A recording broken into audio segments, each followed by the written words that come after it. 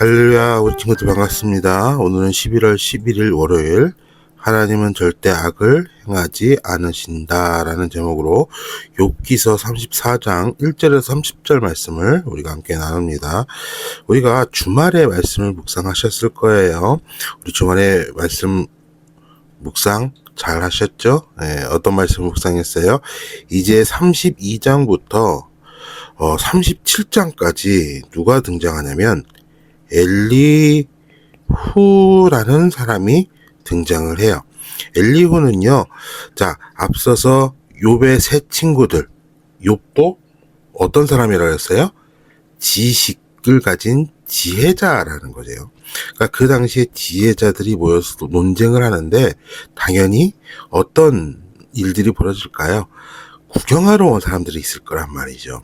그 중에 하나였어요. 상대적으로 세 친구들과 욥보다는 나이가 어린, 그래서 지식을 탐구하는 사람이었던 거예요. 근데 이 엘리후가 세 친구와 욥의 그 3차 논쟁을 더불어서 그것을 보고 있다가 그 혈기 끓음으로 말미암아 뭐 하는 거예요? 나오는 거예요. 그런데요, 엘리후의 조건을 보게 되어지면 엘리후는 새 친구보다 뭐 할 수 있을까요? 비교적 냉정하게 볼 수 있었던 자였어요. 왜? 새 친구는 욥과 관련이 되어 있던 자였기 때문에 평소의 친분 때문에 욥에 대한 분명한 선입견이 있었을 거란 말이죠. 근데 엘리후는 선입견이 없었고, 그리고 그 또한 지식을 갈구했던 자였기 때문에 그 갈구함으로 말미암아 무엇일까요? 지금 누가 틀리고 맞는지에 대해서 스스로 지금 판단하고 있는 거예요.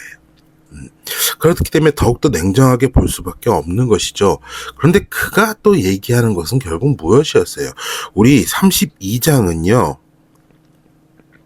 엘리후의 등장이 나오고요. 그리고 엘리후가 욥은 총 4차 논쟁을 합니다. 그 중에서 33장은 1차 논쟁이 나와요. 우리 33장의 묵상의 내용은 무엇이냐면, 1차 논쟁의 내용은 무엇이냐면, 엘리후도 지금 무엇을 얘기하고 있냐면, 하나님의 그 심판, 그러니까 하나님이 하나님께 죄를 범하였기에 고난이 있다라고 하는 것으로, 그래서 그 죄를 회개하라라는 것으로 얘기를 하는데, 새 친구와 다른 점은 무엇이냐면 얘를 받는 이 고난에 대한 이야기 가운데 단순한 결과가 아니라 하나님이 교훈을 하는 것이다라고 하는 추가적인 내용이 들어갑니다. 즉, 무엇을 볼 수 있을까요? 자, 첫 번째로는 분명 새 친구와 다름으로 얘기를 합니다. 하나님의 교훈이 있다라고 하는 거죠. 그런데 그것뿐만 아니라 결국 엘리후도 무엇이었어요? 엘리후도 사람이었더라라는 거죠. 사람. 왜? 새 친구와 똑같은 인과응보, 그러니까 인과응보의 이야기로 지금 욥에게 질책하고 있는 거예요. 이 이야기는요, 자, 앞서 이제 계속 그러니까 이 뒤이어 계속 나오게 되어지는 욥과의 논쟁 가운데 엘리후가 잘못하고 있는 것에 가장 큰 부분을 차지하는 거예요. 이미 새 친구도 실수하고 있는 부분이 뭐였죠? 바로 자신의 생각으로 판단하고 정죄하더라는 거예요. 아무리 냉정한, 욥과 관련도 없고, 그리고 그 지식을 갈구함으로 말미암아 더 알고자 했던, 그래서 냉정하게 판단했던 엘리후였음에도 불구하고 여전히 그는 사람이었기 때문에 그 사람의 한계를 뛰어넘지 못하는 잘못 오류를 범하고 있더라는 거죠. 결국 그가 얘기하고 있는 것에 대해서 우리는 무엇을 할 수 있냐면, 특히 엘리후와의 4차 논쟁을 통하여서 32장과 37장을 통해서 우리가 깨달을 수 있는 것이 무엇이냐면, 보통 우리 그러니까 신학자들은 이렇게 얘기를 합니다. 고난의 재해석이라고 얘기를 해요. 그 무슨 얘기냐면 엘리후가 얘기하고 있는 고난, 세 친구와 같은 결을 유지하나 거기에서 좀 더 진일보된 고난에 대해서 얘기를 한다고 하는 거죠. 근데 그 고난을 이야기하는 것의 가장 근본인 사람의 한계를 넘지 못하기 때문에 오류가 있다라고 하는 거예요.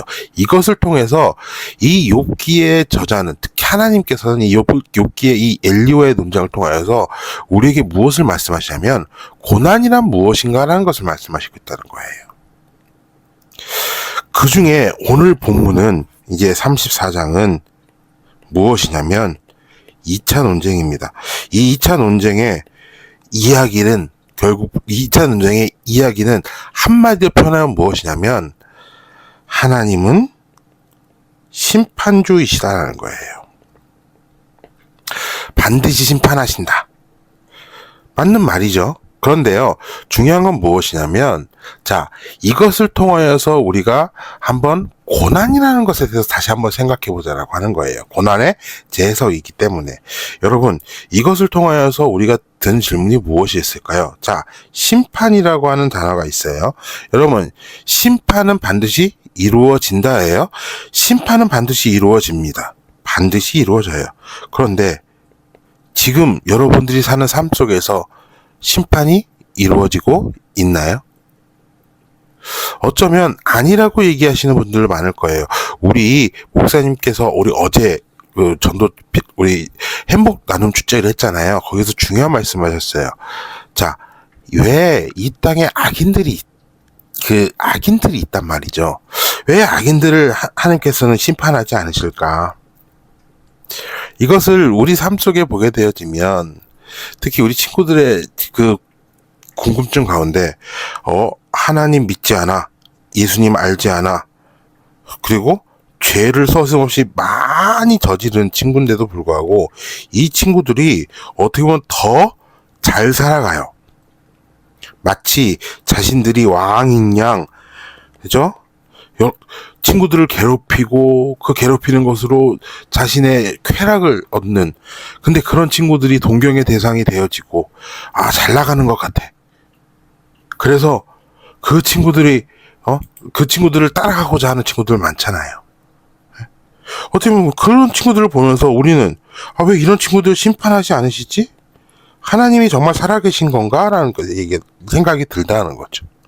거기에서 우리는 분명히 알아야 되는 것이 있어요. 무엇이냐면 하나님은요 지금도 심판하시고 계시는 거예요. 근데 그 심판의 방법을 달리 하시는 거죠. 우리가 사람의 생각으로 심판이라고 하는 것은 무엇일 수밖에 없어요. 그렇죠? 사이다 결말이 나와야 되는 거 아니에요? 뭔가 그 죄를 저지른 그 악인이, 그죠? 심판받아서 뭐 망하고 어려운 일을 당하고 그것을 깨달아가지고 후회의 눈물, 처절한 그 눈물을 흘리면서 후회하는 것, 그 사이다를 바라잖아요. 그런데 가만히 생각해 보세요. 하나님의 관점을 한번 생각해 보자라는 거예요. 하나님께서는요 지금 이 시간에도 무엇하고 계실까요? 바로 자신의 자녀들을 부르시고 계세요. 자, 이게 왜 중요한 거 하니? 여러분 보세요. 지금은요, 우리가 보통 얘기를 뭐냐면 은혜의 시대라고 합니다. 왜? 하나님께서 만약 지금 진짜 우리가 바라는 것처럼 사이다 결말을 위하여서 지금 당장 죄 있는 자들을 다 벌하신다면 우리는 살 수가 없어요. 그렇죠? 조그마한 죄도 죄인 거잖아요. 우리는 우리 그 금요일에도 말씀드렸는데 이미와 아직 사이에 있기 때문에 우리는 예수 그리스도로 이미 구원을 받았지만 아직 완전한 구원을 받지 못했기 때문에 무엇하는 거예요? 죄 가운데 아직도 우리는 죄의 문제를 가지고 있더라는 거예요. 아니, 정확하게 얘기할게요. 이미와 아직 사이에 있어요. 그래서 이미 예수 그리스도를 통해 구원을 받았어요. 그런데 아직 완전하지 못하더라는 거예요. 근데 이 아직 완전하지 못함을 우리가 왜 구원받았다, 우리가 믿음으로 말미암아 죄 없다 얘기할 수 있어요. 하나님께서 그렇게 하실 것이기 때문에 우리는 믿음으로 나는 예수 그리스도로 말미암아 구원받은 하나님의 자녀라고 얘기하는 거예요. 그래서 나는 하나님의 자녀로서 하나님과 함께한다라고 얘기하는 거죠. 그런데 완전하지 않은 그 모습이 있는 가운데 하나님께서 오신다? 그러면 우리도 당연히 하나님의 자녀임에도 불구하고 벌을 받을 수밖에 없는 거예요.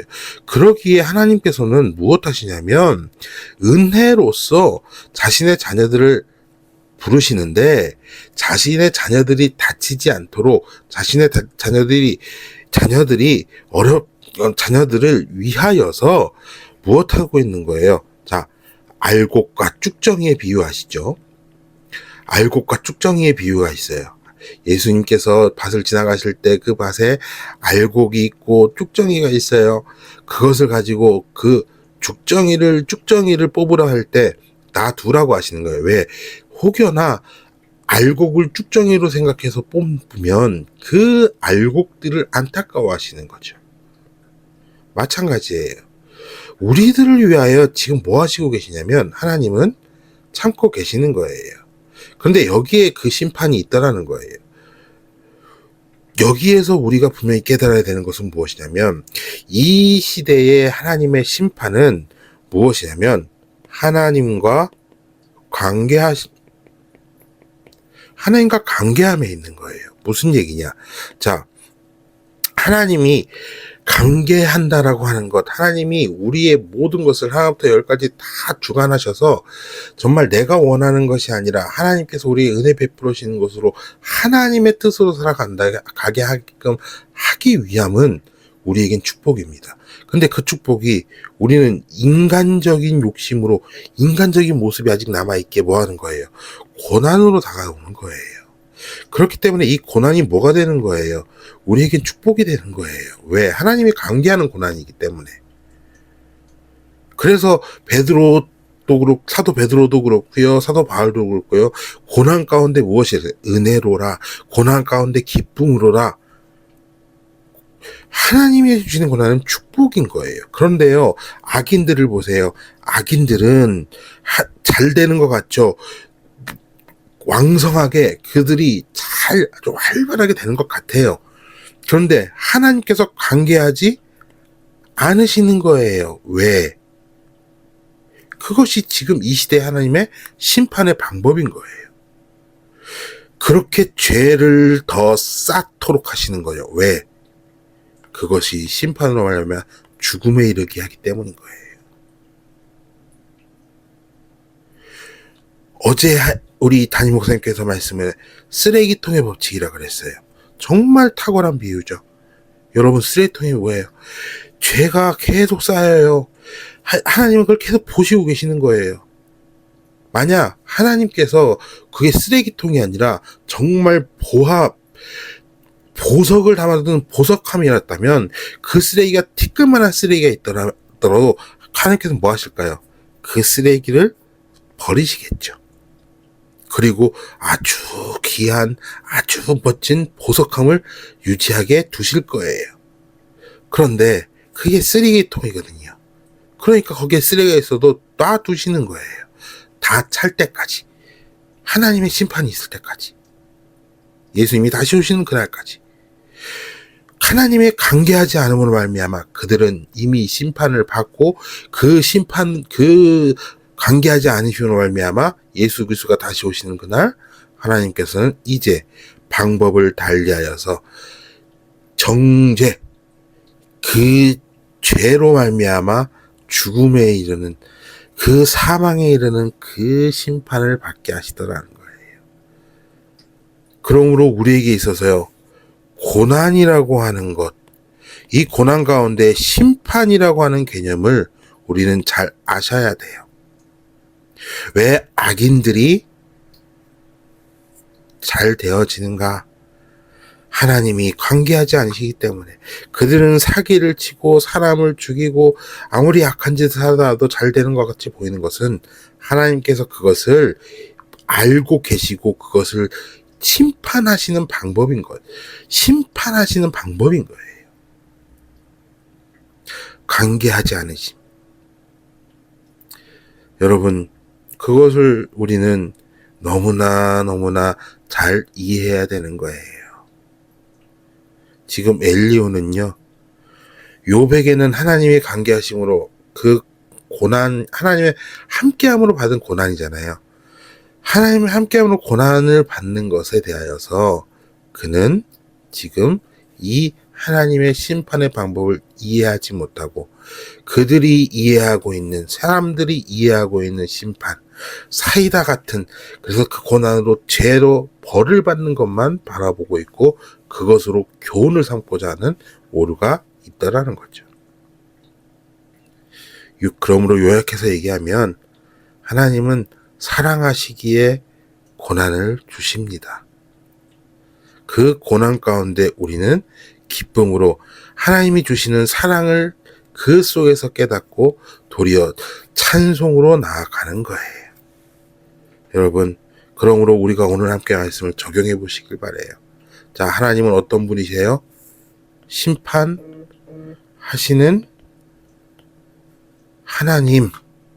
그런데 그 심판이 우리가 바라보는 우리의 방법의 심판이 아니라는 거예요. 더 큰 하나님의 뜻으로 심판하시는 하나님이라는 거예요. 그러므로 우리는 우리의 생각과 짧은 우리의 이해로 하나님의 심판을 우리가 섣불리 판단하면 안 되는 거예요. 도리어 하나님의 뜻과 하나님의 마음으로 하나님의 심판을 바라본다면, 하나님의 눈으로 심판을 바라본다면 이 시대에, 악한 이 시대에 하나님의 마음을 가지고 더욱더 하나님을 의지하게 되어지더라. 하나님의 관계하심에 감사로 나아가지게 되더라는 거죠.